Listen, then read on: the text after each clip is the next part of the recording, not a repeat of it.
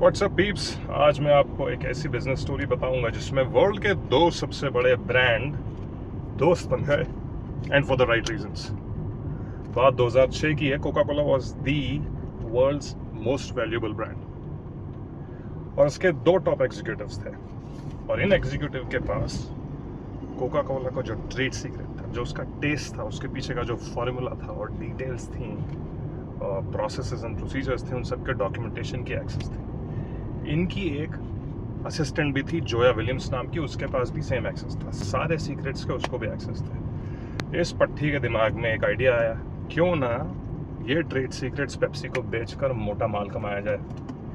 Pepsi was the and has been the biggest competitor of Coca Cola, और हमेशा से वो ज़्यादा से ज़्यादा मार्केट शेयर कोका कोला से छीनना चाहती थी।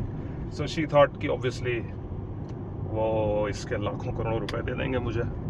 So she thought simply documents का फोटोग्राफ लो, थोड़े से प्रोडक्ट सैंपल्स चुराओ, कोई एक ऐसा बंदा या टीम पकड़ो जिसके पास पेप्सी एग्जीक्यूटिव्स का डायरेक्ट एक्सेस हो, उनको यूज़ करो एज अ मिडलमैन और पेप्सी से माल कमाओ। She did exactly that. उसने दो बंदे पकड़े, एडमन और इब्राहिम नाम था उनका, और उनको एक प्लान समझाया।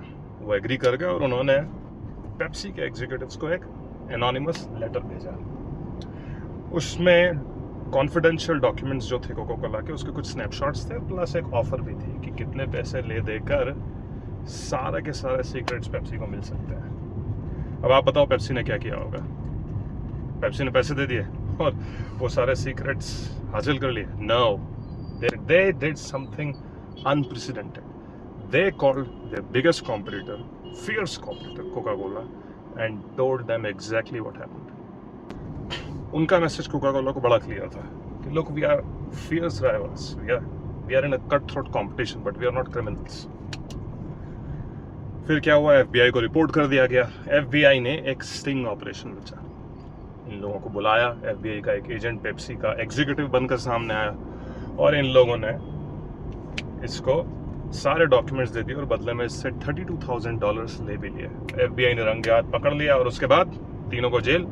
जोया विलियम्स को 8 साल की, एडमन को 5 की आई थिंक, और इब्राहिम को 2 साल की जेल हो गई। अब रियल स्टोरी क्या है? रियल स्टोरी ये है कि कभी कभी दो फियर्स कॉम्पिटिटर्स भी फेयर कंपटीशन को प्रोटेक्ट करने के लिए साथ हो जाते हैं। पेप्सी ने ऐसा किया क्यों? Because Pepsi understood that trade secrets breed innovation.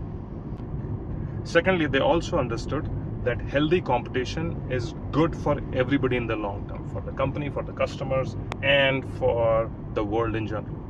Now, इससे moral क्या है? Moral ये है कि competition कितना भी fierce हो, लेकिन ethical भी हो सकता है। और तीसरा ये है कि corporate ethics सबसे ऊपर होते हैं, और जो कंपनीज कॉर्पोरेट एथिक्स को सबसे ऊपर रखती हैं वो regardless of the competition survive करती हैं for the long term, for the many many years.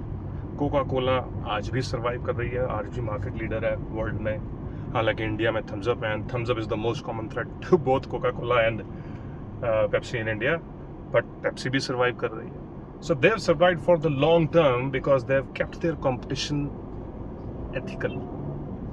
उनके कितने भी एड्स, एक दूसरे को कितनी भी गालियां बके, कितना भी मजाक उड़ाए, but overall they never get into corporate espionage और any unethical activities which sometimes happen in the corporate world. So if you are running your own business, think about who is your fierce competitor, and can you work with that competitor to work against the common threats in your industry and keep the corporate ethics at the top. I run my own business and I learn a lot from stories like this.